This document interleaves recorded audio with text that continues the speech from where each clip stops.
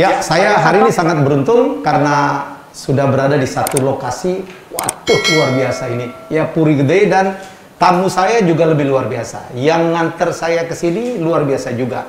Jadi ini pertemuan 3 orang yang, ini YouTuber semua sebenarnya. Saya 400.000 subscriber, Pak Ganjar ini 700.000. Twitter 1,5 juta. Waduh, yang di sana Instagramnya hampir sejuta ya? Saya baru belajar. Itu, tapi Instagramnya hampir sejuta ya? Ya, kasih. Mbak Ade Avanti. Ya, jadi terima kasih lah Mbak Ade dulu lah. Ini yang mengajak saya ke sini. Saya Pak Ganjar udah kenal lama. Kadang-kadang kita ketemu dulu di Tengku Umar, udah lama nggak ketemu ya kan. Sekarang ini kayaknya lebih gantengan gubernurnya daripada artisnya ya. Yang jelas lebih kurus. Sepedaan. Jadi cerita tentang orang baik-baiknya apa sih Pak? Enggak, sebenarnya ini kaos berawal dari Corona kemarin. Saya buat kaos, yuk buat bersama lawan Corona. Terus kemudian kita buat desain-desain untuk kampanye melawan Corona, menumbuhkan kesadaran aja. Di samping pakai medsos. Iya. Nah setelah kemudian laku-laku, Pak kita beli dong, terus diproduksi sama anak-anak. Oke. Iya, dari situlah kemudian kita terusin. Lalu saya berkeliling dengan komunitas sepeda. Kok sepedanya juga pas sepedaan bener, pas duduk mulai nggak bener. Foto-foto, terus kemudian ya berlangkur-langkuran, selfie-selfie. Protokolnya jadi longgar banget. Tapi waktu main sepeda oke. Oke. Ya. Kan nggak ada naik sepeda pelukan. Nah, pada saat itu sebenarnya kita mengedukasi. Bagaimana mengedukasi dengan baik, akhirnya kaosnya dikembangin. Oke, tema coronanya masih jalan kan ya. Sekarang tema orang bersepeda karena lagi gila sepeda. Iya. Maka sebenarnya di gambar ini kalau orang jeli, ini yang naik sepeda juga pakai masker. Hitam ini kecil. Pakai masker. Iya. Nah, sebenarnya saya suka kaos oblong, saya koleksi seluruh dunia gitu. Terus kemudian ada yang pesan kita jual, lumayan dapat sekitar 250 jutaan. 250 juta? Penjualan kaos? Bukan, sebagian keuntungan yang disisihkan. Jadi sudah modalnya sudah ada masuk di situ, itu sisa yang disisihkan 250 juta. Jadi saya hanya kasih awal saja, ayo kita produksi, terus kemudian ada yang pinter, sekarang dia udah mulai beli mesin, dia mulai ini, pokoknya buat kamu aja, saya hanya butuh ide, dan saya jadi manekin ya. Terus kita jualan. Terus teman-teman dari Belanda beli, dari Hong Kong beli, dari Australia beli, dari Jakarta borong. Mas, saya udah nggak sanggup. Kenapa nggak sanggup? Karena saya kemampuannya tidak banyak, paling 1.000-2.000. Loh, memang kenapa? Ini ada pesan 6.000. Loh, kalau kamu pesan 6.000 jangan ditahan. Kamu mesti bagi rezeki itu pada orang lain. Jadi cerita kaos ini sebenarnya gitu. Jadi industri kreatif ternyata. Anak-anak itu mendesain. Saya pengen suka sepeda. Apa idenya? Orang baik-baik. Tapi endorsernya dong, yang luar biasa ya? Oh ya, saya jadi endorser, jadi manekin, jadi marketer gitu kan. Saya tuliskan di... Dapat bayaran nggak jadi endorser? Saya nggak usah lah, kan mereka ini lagi nggak bisa kerja. Iya betul. Jadi duitnya di sana. Ya, karena gini Pak Ganjar, kalau industri kreatif itu macet, itu ke bawahnya sebetulnya imbasnya yang besar. Ya, kalau kita bicara soal industri kreatif, kenapa misalnya seperti saya di sektor industri, misalnya kalau yang punya perusahaan batik itu sudah memutuskan untuk tidak produksi, dengan sendirinya semua yang terlibat di bawahnya sekali yang itu kena ya, Mbak? yang kena. Kalau kita cuma memikirkan industri batik orang dodolan, sebetulnya bukan masalah orang dodolan itu. Dia mungkin masih punya uang sisa yang bisa disimpan untuk hidupnya dia, tabungan. Tapi yang di bawah itu, Mas, itulah imbasnya. Jadi betul, Bapak punya ide, kemudian idenya distorkan pada orang desain. Orang desain nggak bisa produksi, diproduksi oleh orang banyak. Maka tadi waktu bilang 6.000 jangan dimakan sendiri, itu bos gue itu. Bos, ya menggerakkan lah. Kalau kita bicara ekonomi, jago ekonomi beliau. Kalau kita bicara industri ekonomi gede kan, stimulan udah banyak dari pemerintah banyak. Sebenarnya yang kecil-kecil ini siapa yang urus? Maka saya pilih menengah gede relatif bisa berdiri. Bisa mandiri karena dia punya skill, punya akses, punya macam-macam lah. Tapi yang kecil ini butuh tangan. Butuh tangan kita, butuh keputusan saya sebagai gubernur. Istilah kasarnya butuh ditarik keluar, diulur ya Mas? Ditarik, dibopong, disunggi, sehingga setiap minggu ini hari apa? Sabtu ya. Besok itu minggu kelima saya membuat namanya Lapak Ganjar. Lapak Ganjar. Lapak Ganjar di IG. Jualan. Jadi semua yang punya produk, story-nya dimasukkan ke sana. Online. Iya, dimasukkan ke story saya. Terus ternyata orang lihat. Jadi lumayan. IG saya sekarang katanya sudah 3 jutaan. Jadi jualan aja Mbak. Nah terus kemudian jalan Mas. Saya kemarin ke Salatiga. Datengin anak-anak SD Marsudiri ini. Salatiga, dia hanya ingin menyampaikan buku, tolong buku saya di launching Pak. Kamu buat buku apa nak? Saya buat buku tentang pengalaman kawan-kawan yang kemarin berlibur. Keren banget kan? Saya datengin. Pak Ganjar kenapa datengin gini? Kalau launching buku Helmi Yahya udah biasa. Bukunya Mbak Ana Avanti, udah dunia itu udah biasa. Tapi ini anak-anak yang dia baru belajar nulis waktu kelas 1 loh. Maka saya tertarik untuk datang. Akhirnya pas saya jalan gini, mau berangkat, di rumah itu ada kiriman masker Mbak. Masker batik melurik, dia join gitu, dijahit, terus dikasih merek di sini. Menurut saya kualitasnya bagus. Saya buka bawahnya, ada lepek itu loh Mbak. Lepek. Lepek itu apa itu? Ganjel, tapi yang dari kain. Tahu ya. Terus kemudian sarung tangan untuk kita masak di dapur, ngambil tempat panas. Mas Helmi, kualitasnya bagus, packagingnya bagus. Ini keren, lo tempatnya Salatiga, lo berarti dekat, mampir. Terus saya mampir, saya datengin. Dalam satu perjalanan. Dalam satu perjalanan, pas mampir lalu saya tanya, Ibu kenapa ngasih saya? Saya hanya mau bicara Pak Ganjar, terima kasih, alhamdulillah. Gara-gara kemarin saya masuk ke sana, pesanan saya sekarang ke Lapak Ganjar tadi. Lapak Ganjar. Berapa pesanannya? Pesanannya naik. Berapa naiknya? Saya naik 350%. Wow. Masya Allah. Jadi itulah kemudian mereka bicara yang pengalaman bagus. Jadi orang hidup itu pengalamannya ya Mbak ya. Naik turun dan kurva. Dan hari ini kita butuh gotong royong, bergandengan tangan, saling bantu.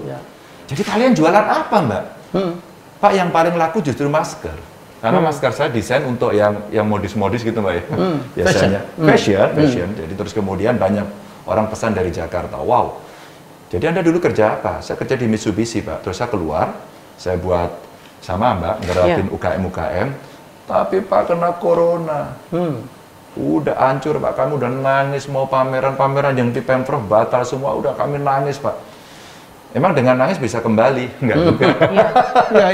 Akhirnya dia terinspirasi, lalu saya gunting itu lurik saya gunting itu batik saya jadi masker, saya bagiin gratis. Saya bilang, Tuhan kasih rezekinya di situ. Allah kasih rezekimu karena doamu membagikan itu. Nah setelah itu dia jualan ke sana sulit, ke sini sulit. Ya saya sih merasa saya nggak ada urusannya sebenarnya. Saya cuma, nih loh, aku punya follower kira-kira 3 juta. Kalau setiap minggu kamu jualan, barangkali, nyantol. Jadi yang di Blora menarik. Dia jualan bawang merah. Bawang goreng. Brambang goreng. Bawang goreng, bawang merah goreng, itu dibikin sambal sama teri. Terus dimasukin botol kecil lah. Yang beli Ari Lasso. Langsung Ari Lasso telepon saya, terus kita ngomong-ngomong. Maksud saya, ketika corona seperti ini tidak hanya kita bicara kesehatan sebenarnya. Membantu orang lain juga. Ada nilai ekonomi dan sebenarnya lebih jauh dari itu adalah nilai kemanusiaan yang adil dan beradab. Berapa UKM yang udah dibantu sekarang di Lapak Ganjar itu Pak? Saya belum mendata. Tapi banyak banget. Udah pokoknya nanti kita kalau hashtagnya itu Lapak Ganjar nanti bisa dilihat. Saya tidak tahu udah berapa. Jadi si ibu ini nekat gitu. Pokoknya kan Pak Ganjar buat tema hari ini mebel, besok kaos oblong, terus kemudian makanan. Pokoknya saya ikut aja Pak. Tapi bahasanya asik aja. Ya, tapi Pak Ganjar kita kembali lagi kepada masalah ketika pandemi COVID-19 ini. Awalnya terus terang saya kehilangan nomor handphone karena handphone saya error, nakal, jatuh, kemudian didokterin malah rusak sisan. Kemudian ketika awal-awal saya selalu banyak bicara mengenai sebetulnya mencuri popularitas atau mencari popularitas, ya kan? Nah, saya bicara pada banyak orang, apa sih sebenarnya salahnya mencari popularitas? Nggak salah. Selama tujuan dan ada hasil yang kamu tuju itu adalah untuk hal yang positif. Nah, setiap orang mungkin punya kegiatan dibilang pansos terus takut aja. Terus kemudian dia menghentikan usahanya karena nggak kuat dengan suara orang, ya kan? Nah, akhirnya saya lapor sama bapakku. Saya bilang, Pak, saya ini diutus oleh Yang Maha Kuasa melalui doa, melalui sentuhan pribadi bahwa saya membuat APD yang hanya dibagi-bagikan, tidak dijual. Kemudian di punggungnya saya tulis tidak diperjualbelikan. Saya mikir Gusti Allah ki piye to ya. Wis butikku tutup, aku ora ndek duit, ora iso kerja, malah kon gawe APD kon bagi-bagike. Ya itu sama seperti bahwa orang lain memang teruslah berbuat baik di saat yang tidak baik sekalipun. Dan Bapak support. Wah, bapakku support. Saya juga menjadi orang Jawa Tengah yang karena saya mencontoh bagaimana Bapak itu memberikan contoh yang klasik. Beliau tuh nggak takut dibilang apa sama orang. Iya. Selama itu panjat sosial itu dan itu ini seperti pansos ini kan seperti mercusuar yang tinggi. Ketika kamu bisa sampai pada pusat dan ujungnya itu lampunya benar-benar adalah lampu yang begitu besar dan terang, terangilah ke bawah. Nah, ini kan yang dilakukan oleh Pak Ganjar juga. Bukan cuma kowe kudu ngene, kowe kudu ngono, drijine kowe Petro. Beliau kan juga pasti nggak mungkin dong nggak dirasanin orang. Ya kan? Tapi saya bilang, saya walaupun saya jauh, bapakku ada di sini, saya di sana, tapi virus Pak Ganjar, penjenengan itu menjadi virus yang walaupun orang tidak suka, tapi dia melirik apa yang diperbuat ya. Nah, pun juga begitu, saya melihat, ternyata daripada perbuatan baik, itu kita jangan pernah takut. Karena Tuhan menciptakan, berikan satu peluang sendiri bahwa dia pasti akan memberi pada saya. Akhirnya saya diberikan peluang bikin jaket pelindung diri itu booming loh, malah untuk diteko kono, ya kan? Sama dengan tadi, ketika banyak orang dalam perjalanannya Bapak belusuan mengunjungi masyarakat itu tetap aja dia ngerasain. Dan Mas Heri, satu ya, ini bukan karena acara ini. Di settingan itu sebetulnya kalimat itu nggak harus masuk kepada ranah kalimat yang nggak boleh. Kalau memang di setting saat ini disetting kan, bukan Mas Helmi datang dengan sendirinya ketemu di sini, tapi kan ini disetting untuk kebaikan. Maka kalimat settingan itu pun harus cerdas. Banyak orang pintar lupa cerdas. Nah, saya melihat Bapak itu meh bolok kayak aku gawe-gawe ya sukamu, aku meh apa ya sukamu. Nah, akhirnya orang kebal bahwa tadi beliau bilang ini mengalir saja, ya kan, mengalir saja. Tapi kalau mengalir saja nanti bersama dengan sampah. Tapi beliau mengalir, menciptakan peralon-peralon itu. Nah, peralonnya ke sana, ke dangdutan tadi, macam-macam. Panggung apa Mas? Kahanan itu itu bahasa keadaan ya, keadaan seperti ini ngaten nggih Mas ya. Dan itu kan potret itu berdampak pada kami. Nah, dampak itu yang akhirnya membuat kalau bapaknya kita itu tipenya adalah orang yang meresahkan, memberikan setiap guneman meden-medeni, di kabeh. Tetapi saat ini kan takut itu pun harus ada kan Mas? Khawatir harus ada. Pengalaman saya nih, mungkin kita bertiga juga ya. Jadi apapun perbuatan kita, sebaik apapun pasti ada yang ngatain. Apalagi sekarang era netizen itu. Waduh, apalagi Twitter ya, mohon maaf ya. Jadi kadang-kadang lebih jahat mana sebenarnya? Oh iya ya, kadang-kadang ya. Padahal kita berbuat baik, nggak merugikan orang, membantu orang, kok ada yang keberatan gitu loh. Ada yang ngatain ini tidak nolong orang gitu. Dan ini tadi saya bilang itu. Deddy Corbuzier dengan segala macam ya sudah. Yang penting Pak Ganjar jangan pernah terhalang, jangan pernah berhenti. Mbak Ane jangan pernah berhenti untuk berbuat baik. Dapat duit. Apalagi bagian dari amanah juga ya. Begini Mas Helmi, Mbak Ana. Jadi saya ini jadi gubernur memangnya nggak bingung apa ngadepi COVID ini? Nggak ada, seluruh dunia bingung. Bingung ya. 3 duta besar pada bulan Maret saya telepon duluan, bro. Di Tiongkok nih, Pak Ratmangun, gimana Tiongkok menyelesaikan ini? Maaf Pak, bahasanya apa itu? Waktu sama Pak Johari orang Mangun orang kita. Dubes kita di Tiongkok. Saya tahunya cuma sia-sia gitu aja kan. Nah akhirnya saya tanya, itu dikunci di lockdown gitu kan? Di Wuhan seluruh itu? provinsi di Hubei, di kota Wuhan sama provinsi Hubei itu, terus kemudian mungkin dibantu. Dan Tiongkok saya dengar-dengar duitnya banyak sekali digelontorkan ke sana. Ya.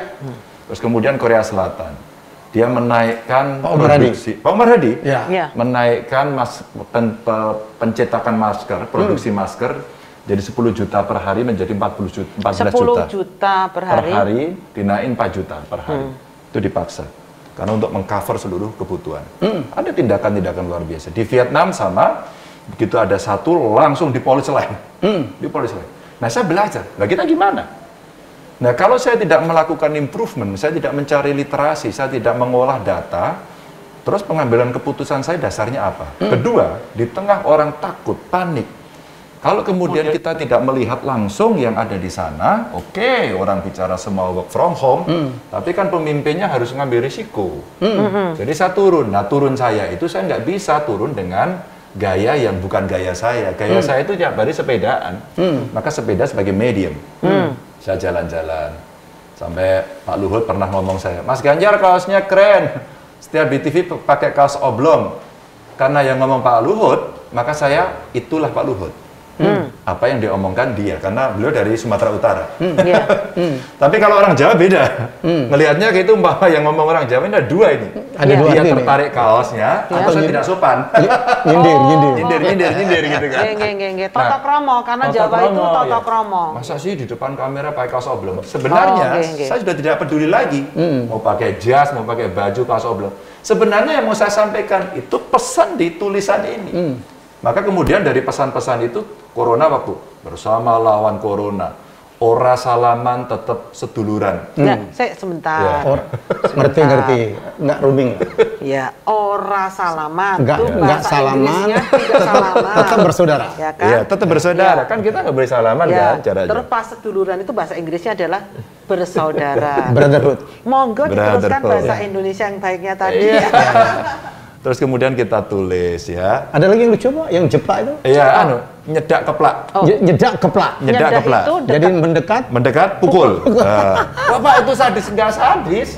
Jadi ini benar-benar arti physical distancing. Lah masa saya suruh ngomong physical distancing di kampung? Nggak ngerti. Pak, physical distancing itu apa, Pak? Malah pakai masker tutup di muatan. Betul. Terus kemudian orang bicara jaga jarak. Nah, pakai lucu-lucu itu ternyata bisa menghasilkan. Sebenarnya itu kaos yang paling laku ya, Pak Gub? paling laku. Dan udah saya keluar 3 hari sudah ada yang nyontoh.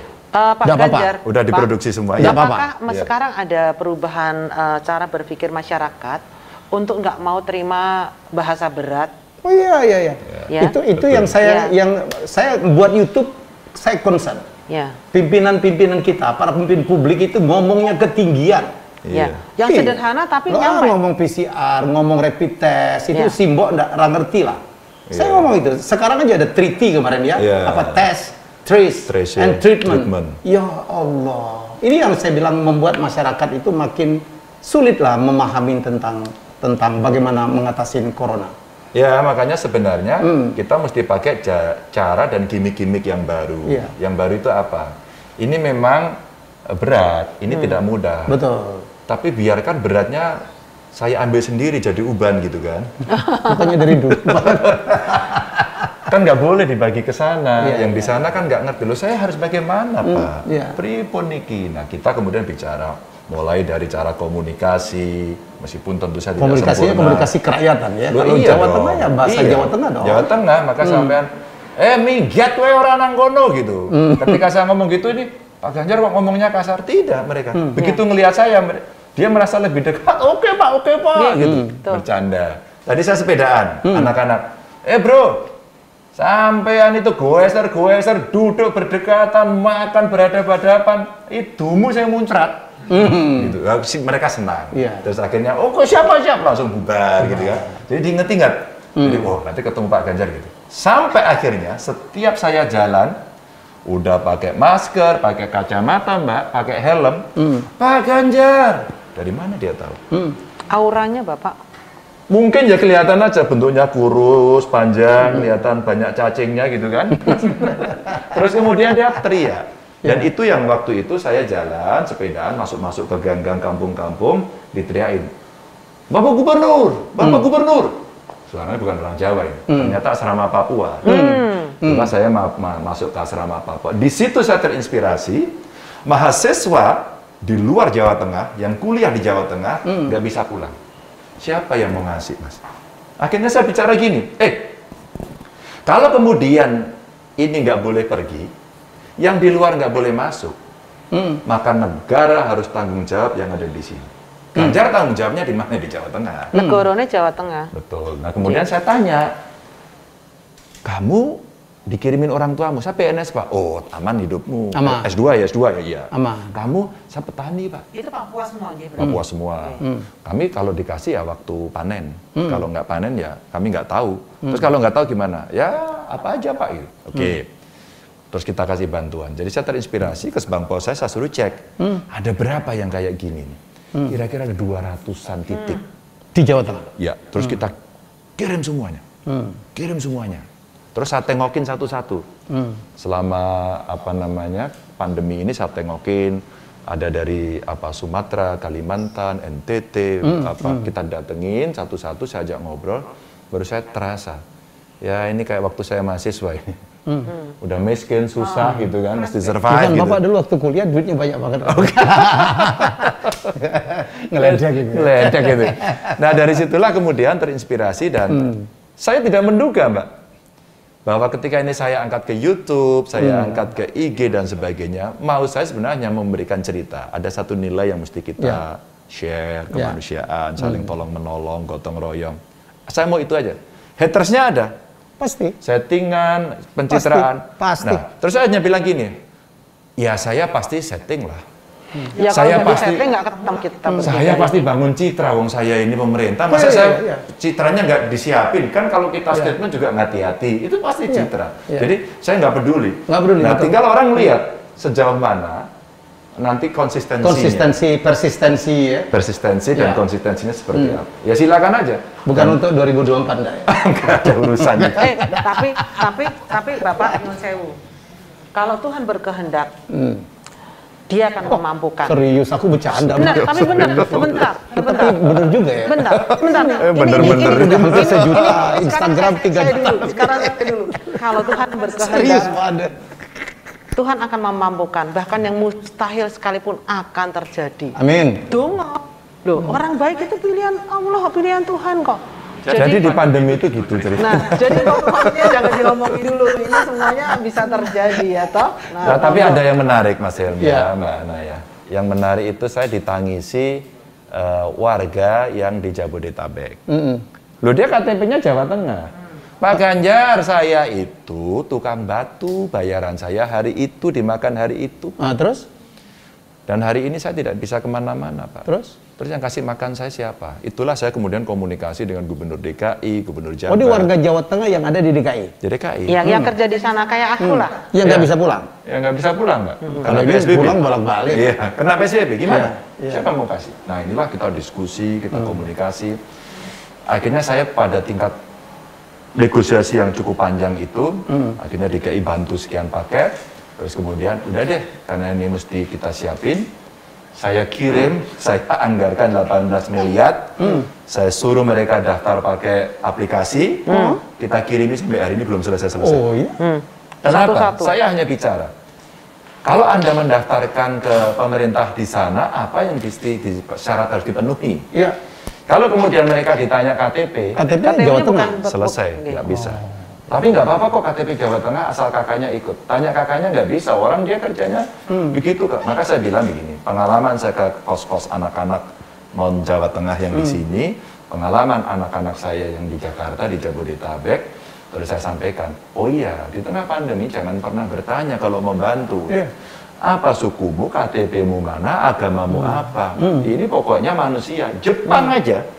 Anak-anak saya yang di Jepang, saya telepon mereka pegawai-pegawai, Mbak. Mereka kerja di sana. Dia dikasih duit sama negara.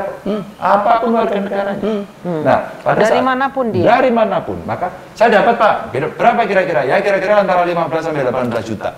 Sebulan? Ya. Tapi biaya hidup juga tinggi banget di situ. Tinggi banget. Ya, tapi ini esensinya nggak ngelihat suku bangsanya apa, dari negara mana, bantu ya bantu. Sebenarnya saya mau lihat ini, Indonesianya, saya lihat Garuda Pancasilanya. Maksud saya begini, kalau kita seperti itu kondisinya, saya akan menghitung, ini bukan hanya pandemi, bukan hanya soal perut. Betul. Tapi soal ketahanan bangsa. Kenapa? Risikonya kalau mereka tidak makan, terjadi social unrest, siapa bertanggung jawab? Geger, bakar-bakar siapa? Maka kemudian kita turun. Ya untunglah kawan-kawan sesama gubernur kita bisa ngobrol baik-baik. Terus kemudian, oke, kita saling bantu, itu menyenangkan buat saya. Jadi kan banyak pengalaman dari pandemi ini, sehingga saya mengatakan sebenarnya pandemi ini kesempatan untuk setting ulang besar-besaran dan penelitian besar-besaran. Jadi kontrol algan. Ya. Riset. Kalau handphone di restart. Nah, jadi ini great reset and great research. Jadi sebenarnya momentum kalau kita mau take over ini cepat. Apa sih kebutuhan kita? Masker. Mana yang bisa membuat masker? Siapa? Produksi sendiri. Buat sendiri. Cari bahan sendiri.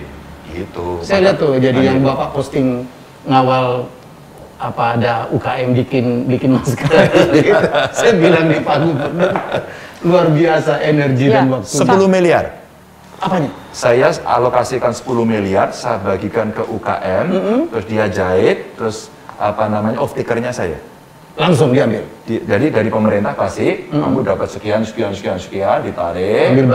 Ambil barangnya, saya bagikan ke rakyat. Dan itu dari target 3 juta terpenuhi 2,6 juta masker. Ya, jadi dekatlah sama angkanya. Terus kemudian next yang berikutnya akhirnya lupa kan saya buat ini Pak, makanan kecil, masa saya nggak dibantu? Kita keluarkan duit, terus kemudian kita belanjakan terigu, telur, peralatan agar mereka hidup. Tahu nggak Mas sekarang? Ganjar terima kasih, dikirimi makanan. Itu dijual bukan dikasih gubernur, udah kamu kesana aja. Terus kebijakan saya di pemerintah, Bapak Ibu dinas-dinas, Anda kalau beli makanan untuk nyuguh tamu seperti ini, apakah pakai lelang? Oh tidak Pak, cara belinya gimana? Langsung tunjuk aja. Mulai sekarang beli produk UKM yang kemarin kita bantu.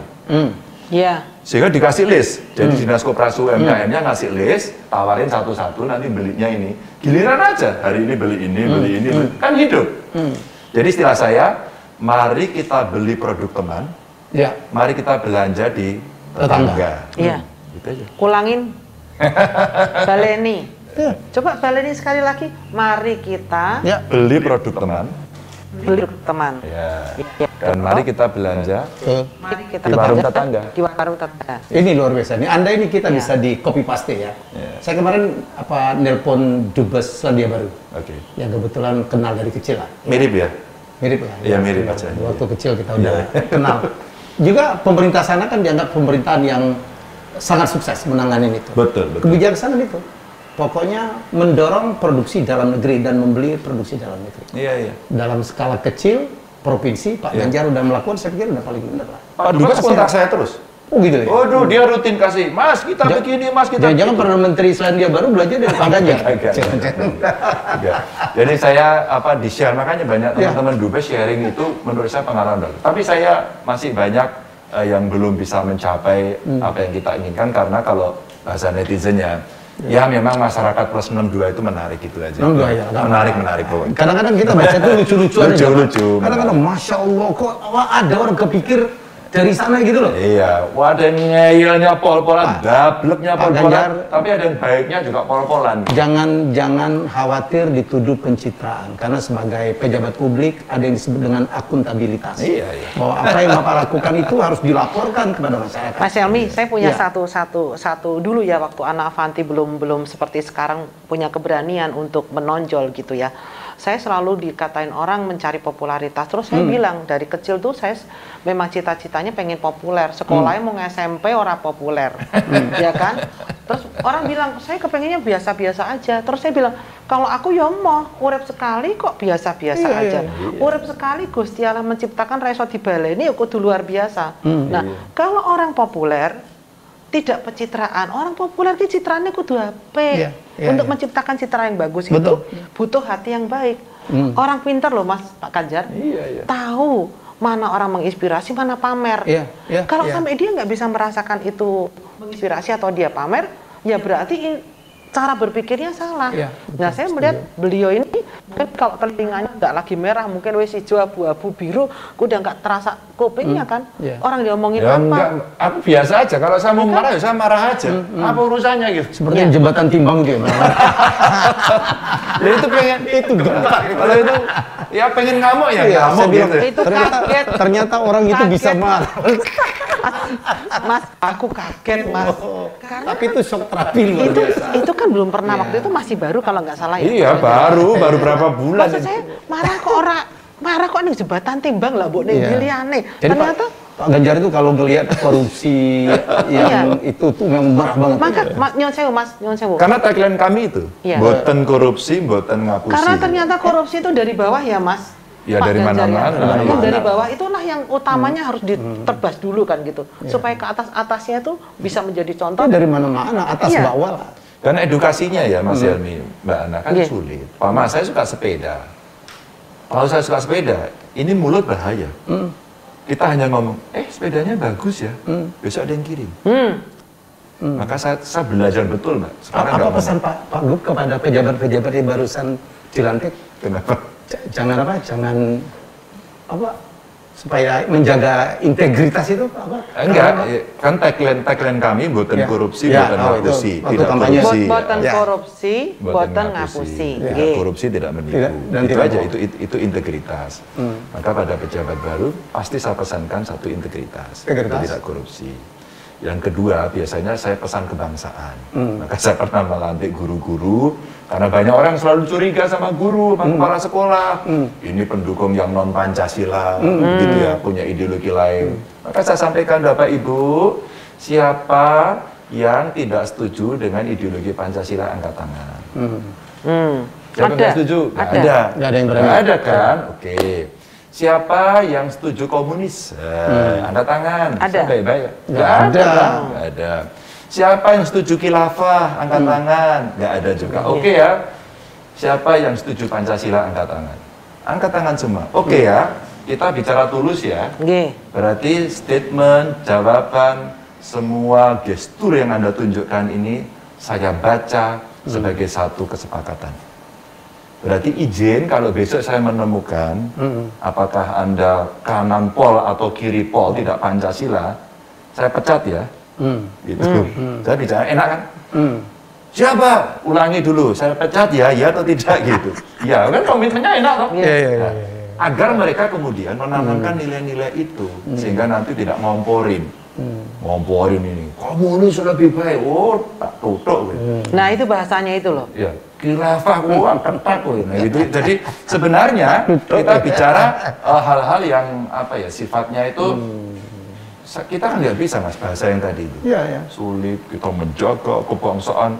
Tapi omong bentuknya apa? Saya tidak memuji Pak. Jadi saya lihat, waduh, saya bilang ini Pak Gub satu ini memang menggunakan bahasa publik, ya. Karena kalau kita bicara itu kan kita harus menggunakan bahasa publik. Kalau nggak paham gimana lagi mau dipatuhi Pak? Inspirasi ini sebenarnya saya temukan dalam komunikasi saya itu tahun 1988. Saya mahasiswa semester 2. Yang tukang demo itu? Tukang demo. Tukang demo ini. Dulu setiap Senin Pak Kian Gi itu selalu nulis di kolom Kompas. Setiap Senin. Saya idola betul sama beliau. Tulisannya. Dan waktu itu pasti nulis tentang ekonomi. Setiap Senin. Sampai masih ingat saya clipping. Diketok. Ya, ketok clipping. Tulisannya itu menjelaskan bagaimana rumitnya ekonomi ini dengan bahasa yang saya tidak belajar ekonomi. Sangat populer. Betul. Sangat dimengerti. Tuhan kasih skenario berbeda. Orang yang saya kagumi itu ternyata kelak kemudian jadi sahabat saya. Kami bareng, maka waktu Pansus Senturi di DPR, saya itu di-coach sama Pak Gwi. Mas Ganjar, aku mau ketemu. Ketemu kami, ngobrol berdua, saya dikasih tulisan. Begini loh cara orang nyolong duit di bank. Diurutkan, begini. Terus saya teringat tulisan beliau tahun 88 itu.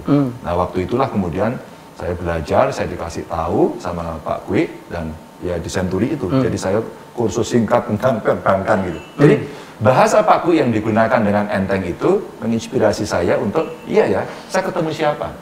Kalau saya diskusi dengan seorang Helmi Yahya, yang seorang akuntan, yang seorang apa namanya punya talenta kreatif, Master Quiz Indonesia, begitu kan? Iya.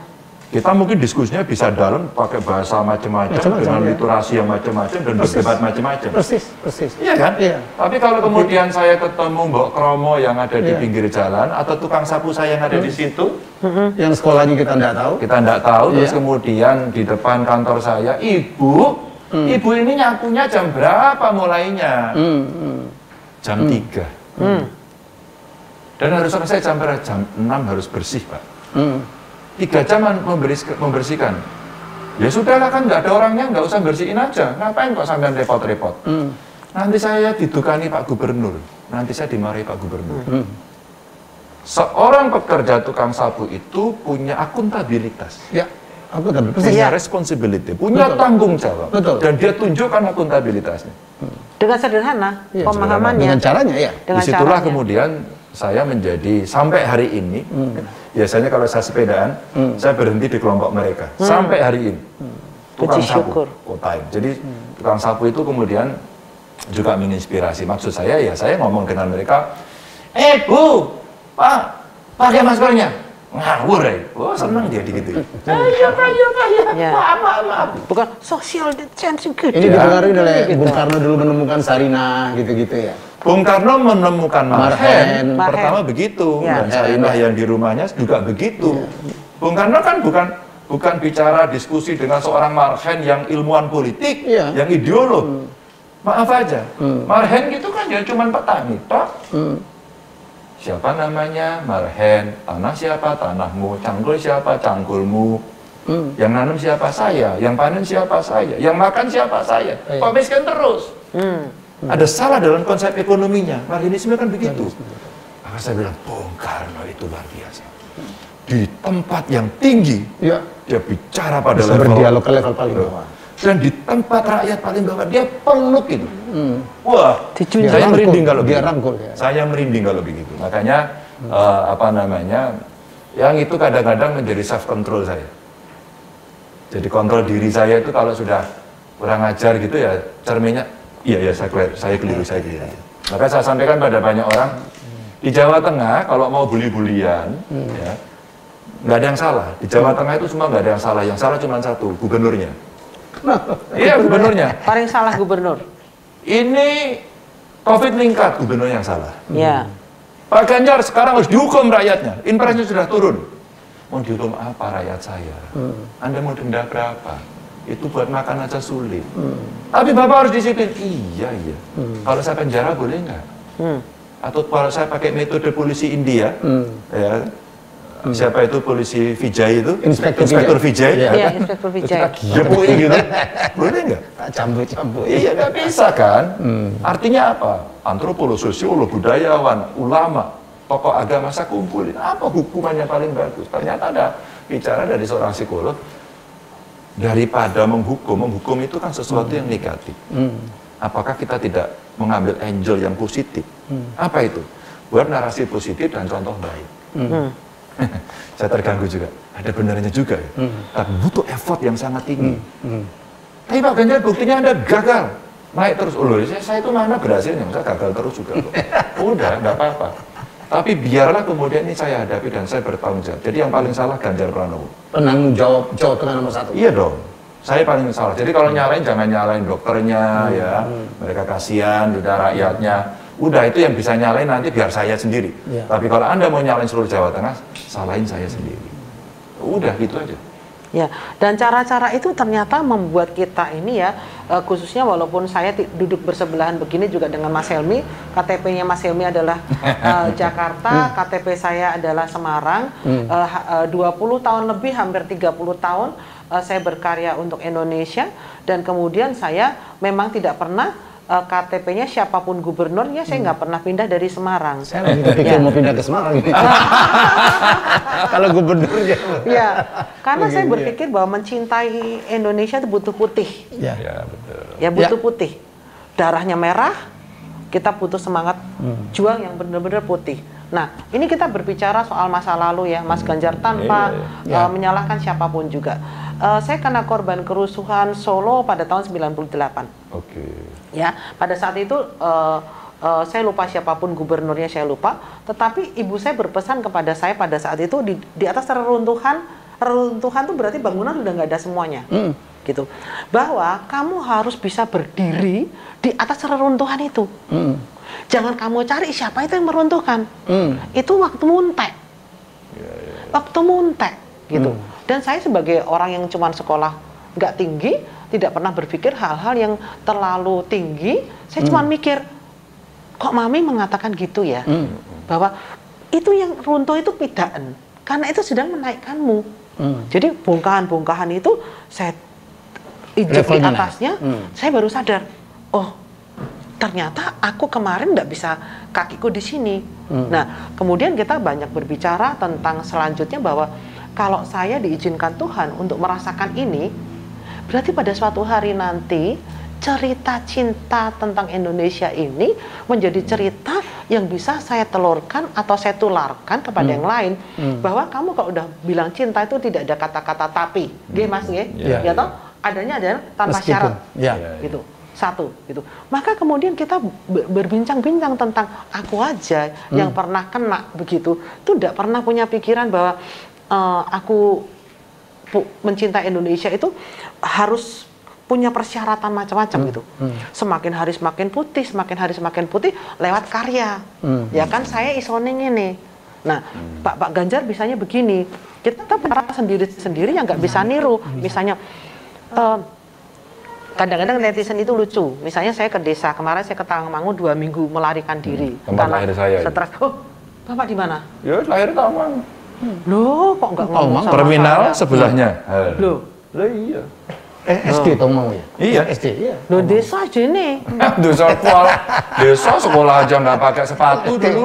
Iya. Nah, terus itu ada netizen masukin ke saya punya ini, dia bilang gini, Bunda, Bu penampilannya itu kalau ke gunung Bu pakai sepatu ket dan sebagainya. Tak jawab lah, bojoku urung tahu aku nganggo sepatu ket kok kowe njal aku nganggo sepatu ket.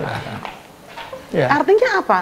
Sebetulnya kita tidak perlu berubah menjadi siapa. Iya. Jangan kadang-kadang gini loh, gitu? baca aja, nggak perlu juga dipikirkan. Kita kadang-kadang nggak perlu memikirkan pendapatan semua. Betul. Iya. Saya itu yang banyak saya sharing di YouTube. Dari sini saya belajar bahwa ternyata kita tuh kadang-kadang orang itu memformat kita, terus kita ketakutan sama publik. Itu benar-benar yang saya lihat dari beliau, bahwa saya lihat gubernur kok ngepit baik, loh ngepit gue sarananya kok. Ya kan? Baca ya Mbak ya? Baca aku, gubernur kok ngepit baik gitu. Nah dalam 24 jam itu ngepitnya berapa jam? Sama juga dengan saya gitu. Nah sekarang saya punya konten masak-memasak. Itu nanti Pak Ganjar saya minta untuk bicara tentang ibu-ibu yang itu apa namanya masak. Saya kan hobi saya nyambel. Semakin setiap hari saya masukin konten sambel, itu orang-orang yang merasa isone mau nyambel mendekat. Nah, eksis ya. Dan semua suku ada sambel. Iya. Semua kota ada sambel. Nah, ternyata masyarakat itu sekarang Pak kayaknya pengen bahasa yang tak tutuk kowe. Iya, bahasanya merayan betul. Ya kan gitu. Nek ora iso mangan rasa reno-reno. Nek ora iso tuku daging ya iso balungan ya enak di. Nah, akhirnya itu menjadi satu apa yang dilakukan oleh beliau ditiru. Oh, meniru kok wedi. Niru sing apik kok wedi. Inspirasi. Ya kan? Orang itu kan pakai hati.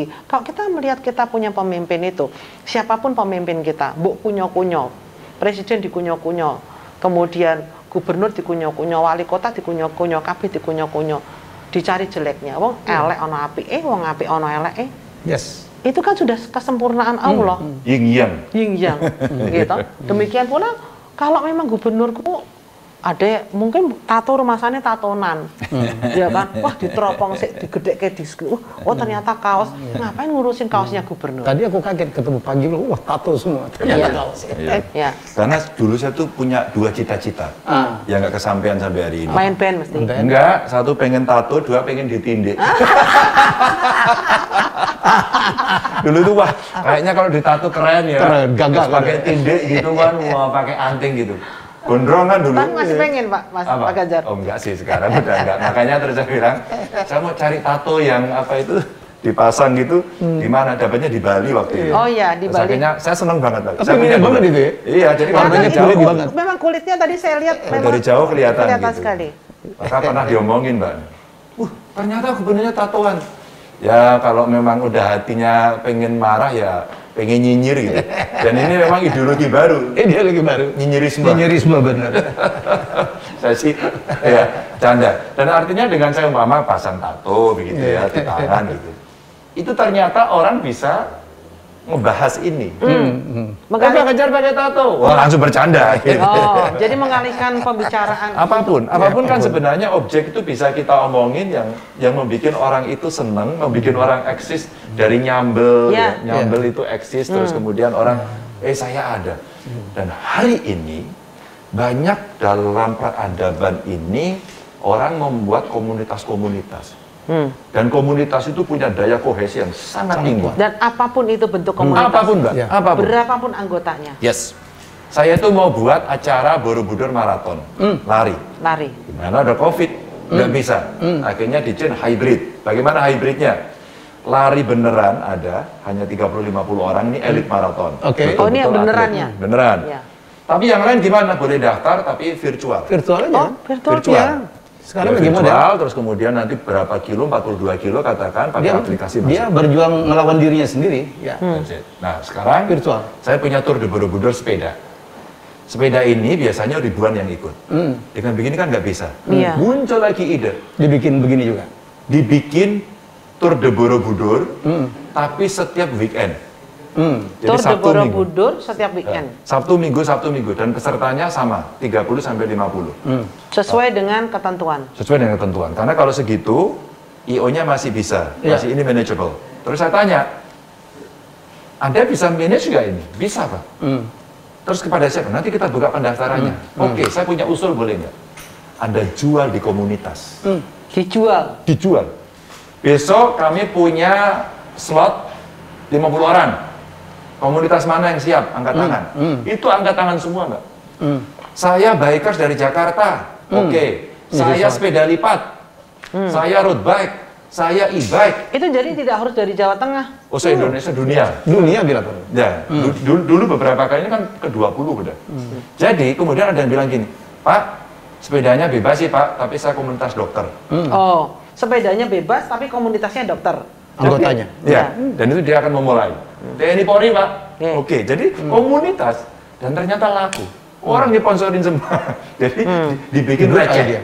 Dibikin receh. Jadi ide yang luar biasa. Iya, setelah itu model retail yang gampang. Bosku marketingku, gubernurku marketingku.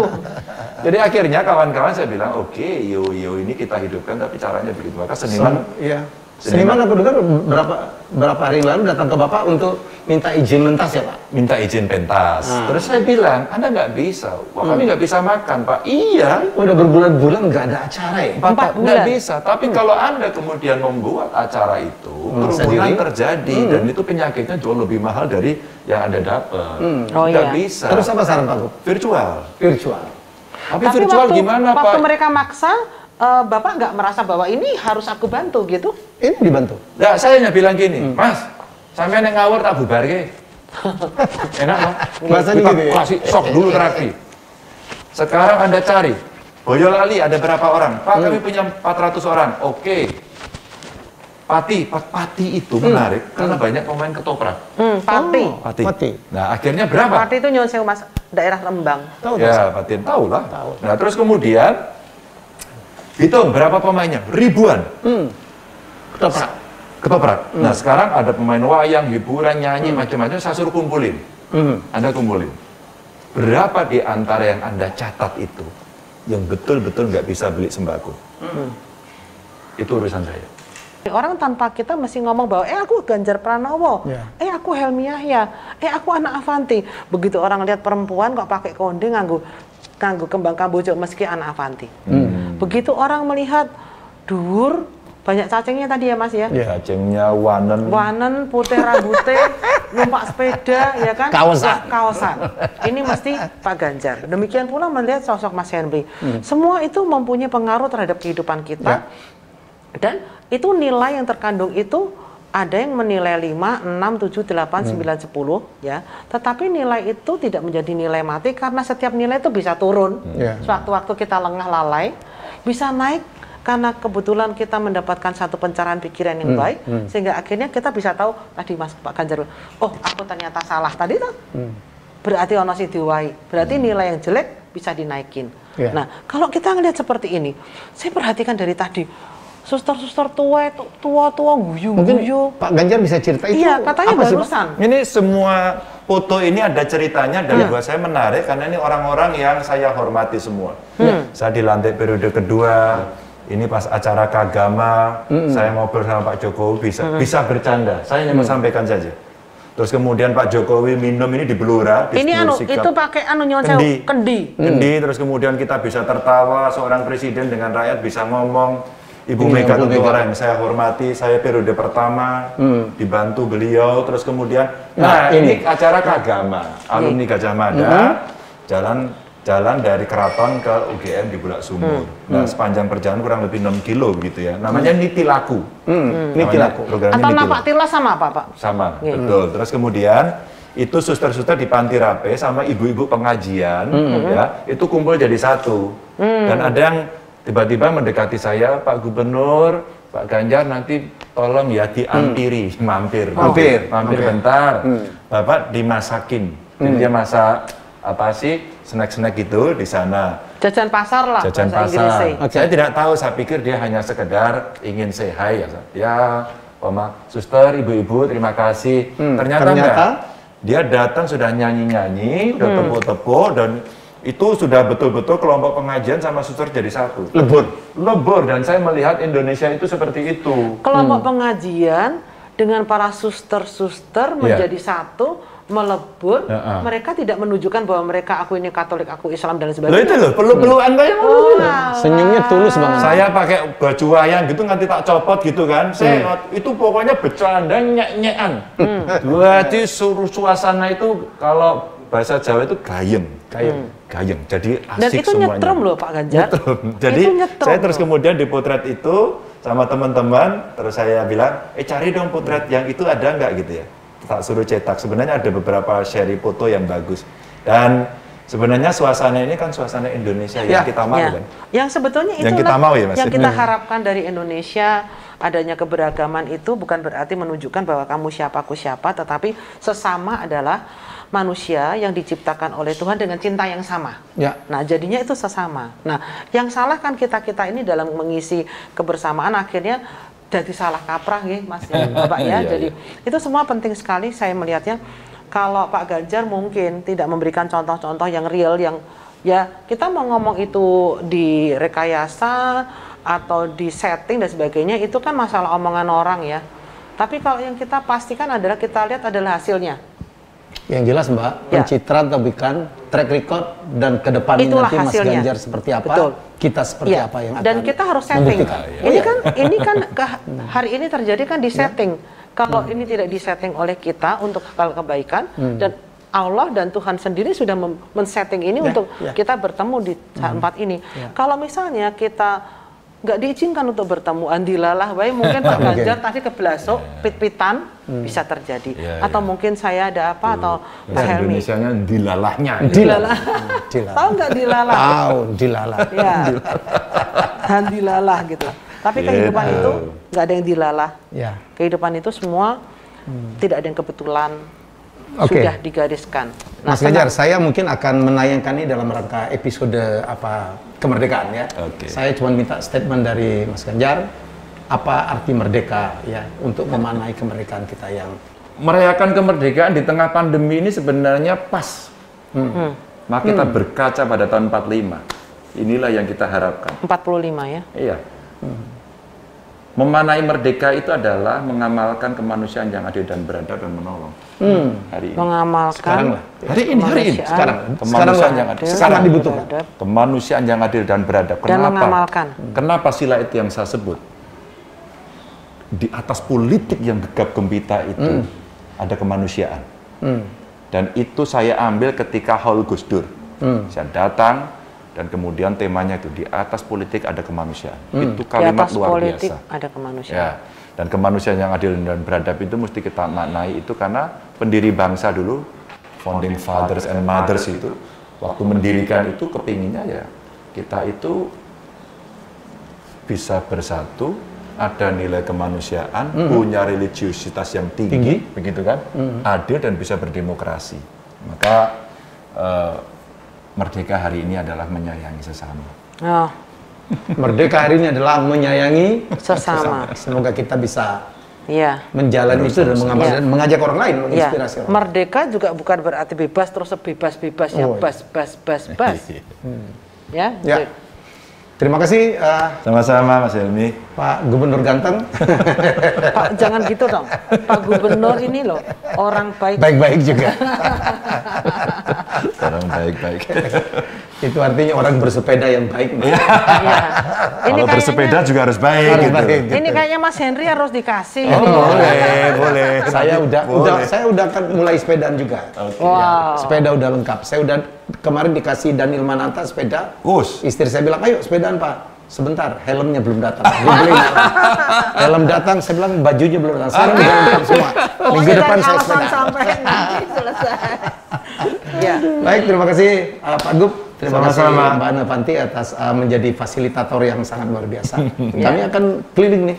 Ke Ungaran, ke Kota Tua ya, segala macam ya. Kita eksplor di sana. Pagi tadi saya sepedaan ke Ungaran. Semoga kita bisa bertemu. Ya, saya akan bertemu satu orang Perancis yang sangat cinta Indonesia, sekarang tinggal di Ungaran, dan dia master chef, top chef juga, dulu pernah dipakai oleh Garuda, Antoine Audran. Dan mau bertemu dengan generasi mudanya adalah anak saya, Chef Ernest. Bayangkan orang Perancis ngerti kenikir, ngerti kecipir, dan dia tahu beli genjer yang paling murah di mana. Ya, sama. I love Indonesia. Kita jumpa lagi dalam episode selanjutnya. Bye-bye. Terima kasih.